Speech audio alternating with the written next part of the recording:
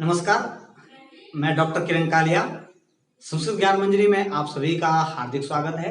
जैसा कि आप सभी को विदित होगा कि मैंने पहली वीडियो में कहा था कि हम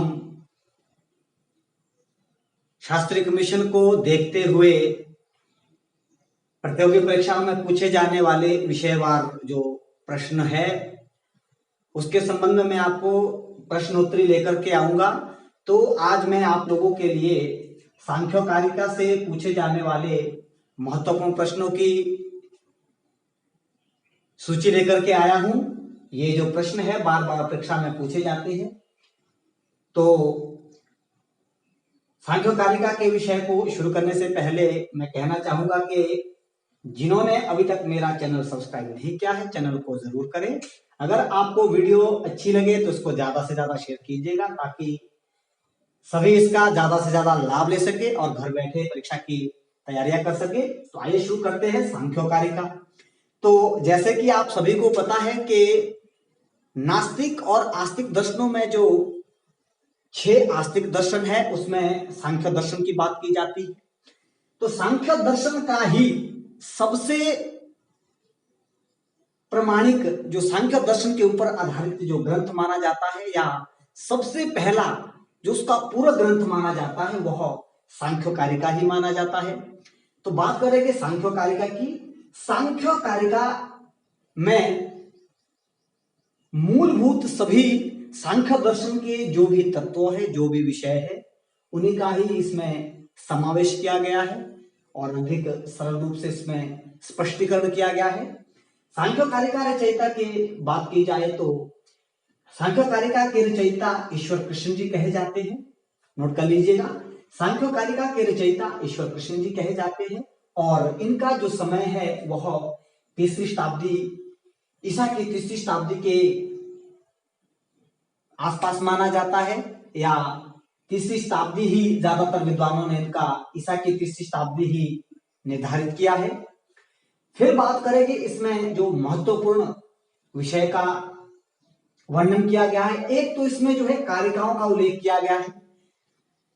सांख्य कारिका में 70 कारिकाओं का उल्लेख किया गया है। नोट कर लीजिएगा, 70 कारिकाएं, और ये सभी कारिकाएं आर्य छंद में वर्णित की गई है। आर्य छंद है। इसमें आपसे प्रश्न पूछा जा सकता है कि सांख्य कारिका में कारिकाएं किस छंद में लिखी गई है, तो आप करेंगे आर्य छंद में। सांख्य कारिका में 70 कारिकाएं हैं और ये सभी आर्य छंद में वर्णित की गई है। तो बात करेंगे सबसे पहले कि सांख्य कारिका में 3 दुखों का उल्लेख किया गया है। उसके बाद सांख्य कारिका में 25 तत्वों का उल्लेख किया गया है।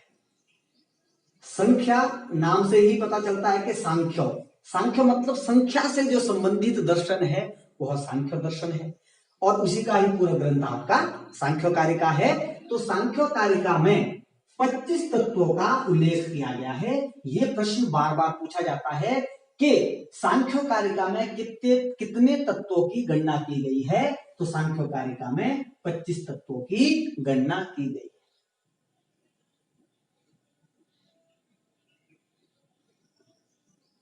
जिसमें से प्रकृति, आपका बुद्धि, अहंकार और अहंकार से निकलने वाली एकादश इंद्रियाएं और पंचतन मात्राएं, साथ में आपके पंचमहाभूत और पुरुष, ये जो है 25 तत्व उल्लिखित है। इसी के साथ सांख्यकारिका में 3 गुणों का वर्णन किया गया है। सत्वगुण है, रजोगुण है और तमोगुण है। मैं एक बात आपको बताना चाहूंगा कि ये जो आज हमारी सांख्यकारिका की प्रश्नोत्तरी है बिल्कुल सामान्य प्रश्नों पर आधारित है। मैं सांख्यकारिका भाग 2 में आपके लिए थोड़ा विषय को विस्तृत करके और इसमें से ज्यादातर जो हायर एजुकेशन में जैसे नेट सब जेआरएफ इत्यादि में जो क्वेश्चन ज्यादा गंभीरता से पूछे जाते हैं उसके ऊपर अलग से आपको प्रश्न लेके आऊंगा, लेकिन आज बिल्कुल सामान्य जानकारी मैं आपको दूंगा जो बिल्कुल बार बार महत्वपूर्ण छोटी परीक्षाओं में जैसे शास्त्री टेट कमीशन इत्यादि में पूछे जाते हैं, उसी के ऊपर आज हमारा ज्यादा ध्यान रहेगा। तो सांख्यकारिका में 3 गुण सत्व रज और तमो का उल्लेख किया गया है। बात करते हैं प्रमाण की, तो नोट कीजिएगा कि सांख्यकारिका में प्रत्यक्ष प्रमाण, अनुमान प्रमाण और शब्द प्रमाण, ये 3 प्रमाणों का उल्लेख किया गया है। इसी के साथ बात करते हैं कि पुरुष की सिद्धि, कि पुरुष की सिद्धि के कितने हेतु हैं। तो आपने पुरुष की सिद्धि की बात करते हैं तो पुरुष की सिद्धि के 5 हेतु कहे गए हैं कि संघात परार्थत्वात् त्रिगुणादि विपर्ययात्, अधिष्ठानात् पुरुषो अस्ति भोक्तृभावात् कैवल्यार्थम प्रवृत्तिश्च। ये जो है पुरुष की सिद्धि के 5 हेतु कहे गए हैं। इसी प्रकार से सिद्धांत की अगर बात करें तो सांख्य दर्शन की बात करें, चाहे सांख्यकारिका में सत्य कार्यवाद को प्रमुख रूप से वर्णित किया गया है। सत्य कार्यवाद के संबंध में 5 हेतु का उल्लेख किया गया है। सत्य कार्यवाद की सिद्धांत की जो स्थापना की गई है उसके संबंध में कितने हेतु वर्णित है? 5 हेतु है। इसी प्रकार से परीक्षा में बार बार पूछे जाने वाला, नोट कर लीजिएगा, यहां पर विद्यार्थी बार बार गलत कर लेते हैं कि सूक्ष्म शरीर की अगर बात की जाए सांख्यकारिका में, तो सांख्यकारिका में सूक्ष्म शरीर 18 प्रकार का कहा गया है। मैं आपको बताना चाहूंगा, जिसमें से आपके बुद्धि है, मन है, अहंकार है और एकादश जो इंद्रिया है, उसके साथ पंच तन मात्राओं का इसमें उल्लेख किया गया है, जो सभी मिलकर के 18 है। तो अगर परीक्षा में पूछा जाए कि सांख्यकारिका में सूक्ष्म शरीर कितने प्रकार का है, तो 18 प्रकार का, ये नोट कर लीजिए सांख्यकारिका के मत के अनुसार। बात करेंगे कर्ण की, सबसे पहले बात करेंगे कर्ण की। तो कर्ण होते हैं कुल मिलाकर के 13। परीक्षा में पूछा जाए कि सांख्यकारिका में कितने कर्ण कहे गए हैं, तो सांख्यकारिका में 13 कर्ण है, जिसमें से बार बार परीक्षा में पूछा जाने वाला कि अंतःकरण कितने हैं। अगर आपको सांख्यकारिका के अनुसार यह प्रश्न पूछा जाए तो सांख्यकारिका में 3 अंतःकरण बतलाए गए हैं। सांख्यकारिका में 3 अंतःकरण, 10 बाह्यकरण है, जिसमें से जो 3 अंतःकरण है वो तीनों कालों का अध्ययन करते हैं, तीनों कालों को ग्रहण करते हैं, लेकिन जो बाह्य अंतःकरण है वह केवल वर्तमान काल का ही अवलोकन करता है। तो ये थे हमारे प्रश्नव्य प्रश्न। इसके साथ साथ जो बार बार पूछा जाता है कि सांख्यकारिका में अव्यक्त किसको कहा गया है, तो सांख्यकारिका में अव्यक्त, न व्यक्तः इति अव्यक्तः, प्रकृति को अव्यक्त कहा गया है। नोट कर लीजिएगा, सांख्यकारिका में प्रकृति को अव्यक्त कहा गया है। ये हो गया। फिर अब सांख्यकारिका में सूक्ष्म शरीर को नट की संज्ञा दी गई है। ये नट में पूछा जाने वाला प्रश्न है, जिसमें गड़बड़ी करते हैं कि सांख्यकारिका में सूक्ष्म शरीर की क्या संज्ञा है, तो सूक्ष्म शरीर की संज्ञा नट है, और प्रकृति का जो दूसरा नाम है, प्रकृति को क्या कहा गया है? नर्तकी। बार बार प्रश्न पूछा जाता है, नोट कर लीजिएगा कि सांख्यकारिका के मत के अनुसार सूक्ष्म शरीर नट कहलाता है, नट, और जो प्रकृति है उसे नर्तकी कहा गया है। उसी प्रकार से अगर हम बात करते हैं मोक्ष के संदर्भ की, तो आपको पता ही होगा कि सांख्यकारिका में मोक्ष के लिए कैवल्य शब्द का प्रयोग किया गया है। ध्यान से देखिएगा कि सांख्यकारिका में मोक्ष के लिए कैवल्य शब्द का प्रयोग किया गया है। मैं आपको बताना चाहूंगा कि बात आती है पहले बुद्धि की। तो बुद्धि की अगर बात की जाए तो बुद्धि का जो दूसरा नाम है वह क्या है? भाव। भाव सर्ग भी कहा गया है बुद्धि को, और प्रत्यय सर्ग कहा गया है। प्रत्यय सर्ग नोट कर लीजिएगा, प्रत्यय सर्ग। बुद्धि के दूसरे क्या नाम है? भाव सर्ग और प्रत्यय सर्ग। जो ये प्रत्यय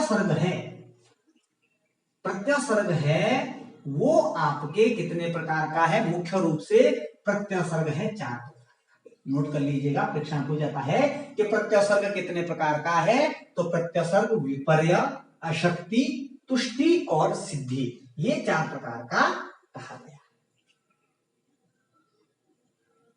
इसी के साथ 4 जो प्रकार कौन कौन से हैं? विपर्य,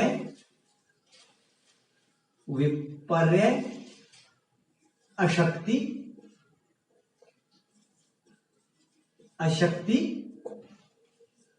तुष्टि और सिद्धि। ये प्रत्यय सर्ग के मुख्य रूप से 4 प्रकार है, जिसमें से जो विपर्य सर्ग है वह 5 प्रकार का है, जो अशक्ति है उसके 28 भेद है, तुष्टि 9 प्रकार की है, सिद्धि आपके 8 प्रकार की। बाकी विस्तृत रूप से इसका जो व्याख्यान है, विवेचन है, वह सांख्य कारिका भाग 2 में करेंगे। इसी प्रकार से सांख्य कारिका में भौतिक सर्ग का वर्णन किया गया है। नोट कर लीजिएगा, भौतिक सर्ग। परीक्षा में पूछा जाए कि भौतिक सर्ग का दूसरा क्या नाम है या भौतिक सर्ग का अपर नाम क्या है, तो भौतिक सर्ग को तन्मात्र सर्ग, तन्मात्र सर्ग कहा गया है। इसी का नाम भौतिक सर्ग को तन्मात्र सर्ग कहा गया है। लिंग सर्ग भी कहा जाता है, लिंग सर्ग। तो ये मुख्यतः भौतिक सर्ग मुख्यतः 3 प्रकार का है।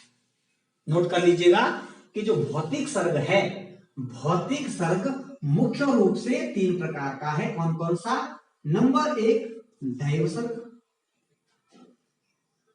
ठीक है। नंबर 2 तिर्यक सर्ग, नंबर 3 मनुष्य सर्ग। ये जो है 3 प्रकार का सर्ग है। अगर आपसे परीक्षा में पूछा जाए कि भौतिक सर्ग मुख्य रूप से कितने प्रकार का है, तो भौतिक सर्ग मुख्य रूप से 3 प्रकार का है। अगर सामान्य रूप से भौतिक सर्ग की बात की जाए तो हम इसको और विस्तृत रूप से लिखेंगे, जिसमें से जो देव सर्ग है वह 8 प्रकार का है, तिर्यक सर्ग 5 प्रकार का है और जो मनुष्य सर्ग है वह 1 प्रकार का है। तो इस प्रकार से 8, 5, 13 और 1, 14। तो भौतिक सर्ग सामान्य रूप से 14 प्रकार का है। उसी प्रकार से जो प्रत्यय सर्ग था वह कितने प्रकार का हुआ? सभी के अगर भेदों की बात की जाए तो प्रत्यय सर्ग होता है 50 प्रकार का। मुख्य रूप से प्रत्यय सर्ग 4 प्रकार का है, अगर अवान्तर भेदों का वर्णन किया जाए तो वह 50 प्रकार का है। इसी प्रकार भौतिक सर्ग का अपर नाम तन्मात्र सर्ग, लिंग सर्ग है, जो कि मुख्य रूप से 3 प्रकार का है। और अगर सामान्य रूप से प्रश्न पूछा जाए तो जो देव सर्ग है वह 8 प्रकार का है, तिर्यक सर्ग 5 प्रकार का है, मनुष्य सर्ग 1 प्रकार का है और कुल मिलाकर के भौतिक सर्ग 14 प्रकार का होता है। तो ये था सांख्य कारिका के पृष्ठव्य सामान्य प्रश्न। इसके साथ साथ सांख्य कारिका में कहा गया है कि दुखों की अगर जो कैवल्य आपने प्राप्त करना है, मोक्ष प्राप्त करना है, तो आत्यांतिकम ऐकांतिकम उभयम कैवल्यम। इस बात को ध्यान दीजिएगा कि आत्यांतिकम ऐकांतिकम उभयम कैवल्यम। जब ऐकांतिक और आत्यांतिक दोनों प्रकार के दुखों की निवृत्ति हो जाए तब मोक्ष की संज्ञा दी जाती है। आशा करता हूं आपको विषय बोध हो गया होगा। धन्यवाद, नमस्कार।